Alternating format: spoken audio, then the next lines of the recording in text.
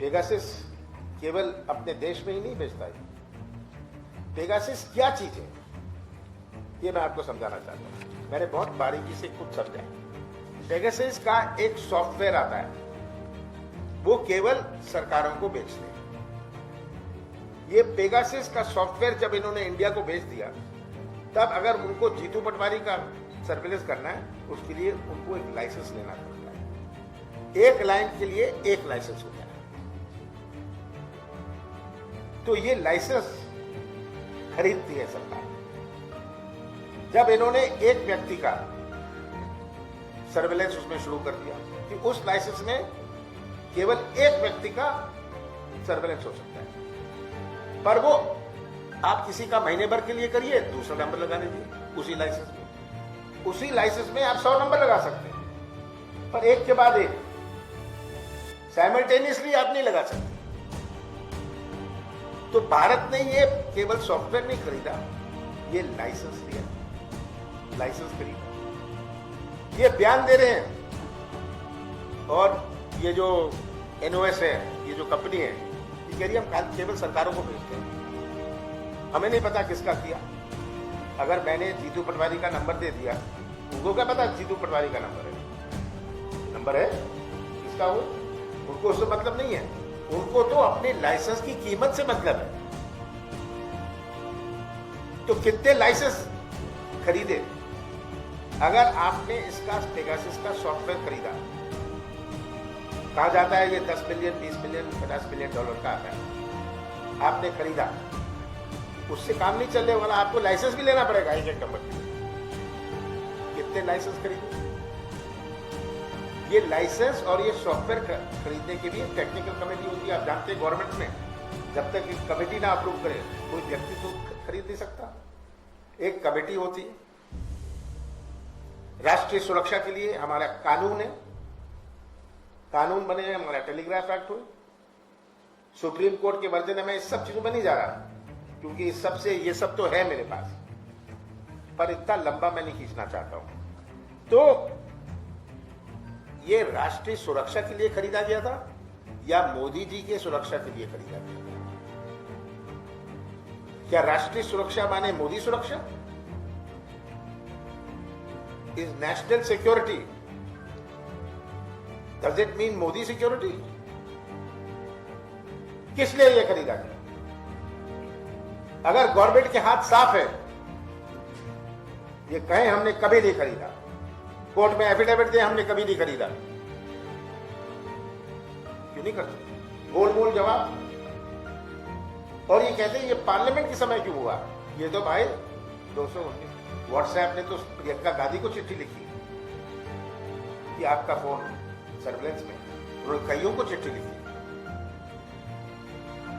कईयों को चिट्ठी लिखी कि आपका फोन सर्विलेंस में है। जहां उन्होंने देखा कि ये हो रहा है, उन्होंने भी टेस्ट चेक किया।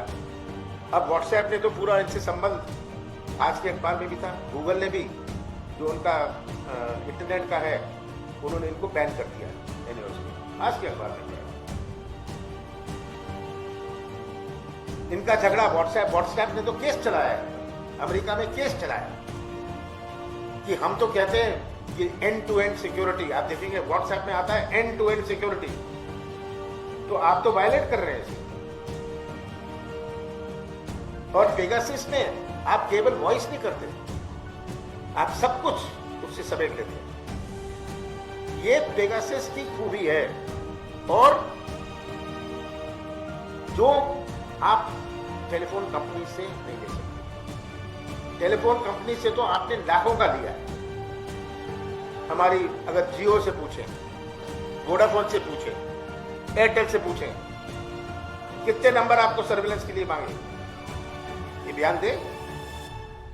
क्या ये टेलीफोन कंपनियां बयान दे सकते हैं कि हमने कोई सर्विलेंस नहीं किया? टेलीफोन का तो मैं जाना नहीं चाहता, वो तो थानेदारी कर सकता है, जो लैंडलाइन है। पर पेगासिस में खूबी थी कि ये पूरे फोन के अंदर घुस सकते थे। आपकी क्या ईमेल्स हैं, आपका क्या पासवर्ड है, आपकी क्या चैट्स हैं, आपकी क्या मैसेजेस हैं, और ये तभी एक्सपोर्ट कर सकते हैं, तभी बेच सकते हैं जब इजरायली गवर्नमेंट की परमिशन हो। आज फ्रांस ने इसमें इन्वेस्टिगेशन शुरू कर दिया है, आने वाले समय में और देश भी करेंगे। और केवल पेगासस नहीं है, इसमें एक है कैंड्रिल, फैंटम, जो इनके बहन भाई हैं, पेगासस के बहन भाई हैं। क्या ये भी खरीदेंगे? ये सब चीजें अब बाहर निकल के आएंगी। मैं इसमें जोड़ना चाहता हूं कि अगर वॉशिंगटन पोस्ट ने, गार्डियन ने ये छापा है, फ्रांस और जर्मनी के अखबारों ने छापा है, गवर्नमेंट केस चलाया उन पर, गवर्नमेंट केस चलाया उन पर, केस चला सकती है कि आप भारत को अपमानित कर रहे हैं, डिफेम कर रहे हैं। ये नहीं कर रहे हैं। मेरी तो मांग एक है कि केंद्र सरकार घोषणा न करे, एफिडेविट दे सुप्रीम कोर्ट में कि ना हमने ये खरीदा, ना हमने कोई लाइसेंस लिया, ना इस प्रकार की कोई कंपनी से, भाई बहन से हमने कुछ खरीदा है। इन्होंने तो 2019 में लोकसभा में, ये कहते हैं अभी शुरू हुआ, 2019 में लोकसभा में इन्होंने कहा था, 2019 में इन्होंने कहा था लोकसभा में,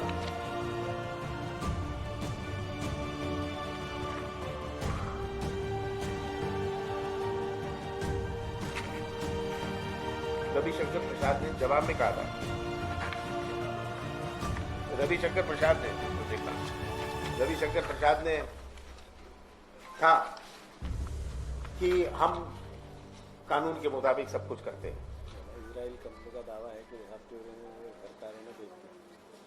रविशंकर, जब इजराइल की कंपनी का दावा है कि यह सॉफ्टवेयर सिर्फ देश की सरकारों को बेचती है, और भाजपा का पूर्व मंत्री रविशंकर खुद कह रहे हैं कि 45 देशों को यह दिया गया है, तो क्या भारत भी इसका था? रविशंकर प्रसाद ने लोकसभा में कहा कि 45 देशों को इन्होंने बेचा गया है। रविशंकर का एक और होगा,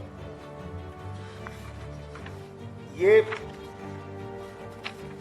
एक और मजेदार बात है कि हमारी सर्ट है भारत की, computer emergency response team, Bharat government की है। इन्होंने नोटिफाई किया था, एक वल्नरेबिलिटी नोट बनाया था मई 2019 में, 2019 में, दैट इट वाज अवेयर, कि हम जानते हैं कि ऐसा होगा। ये Indian computer emergency response team CERT and Indians have been targeted, उन्होंने ये नोट बनाया था। ये अभी की बात नहीं है, ये हमारी प्रजातंत्र, हमारे संविधान, हमारी प्राइवेसी पर भारत के इतिहास में सबसे बड़ा हमला है।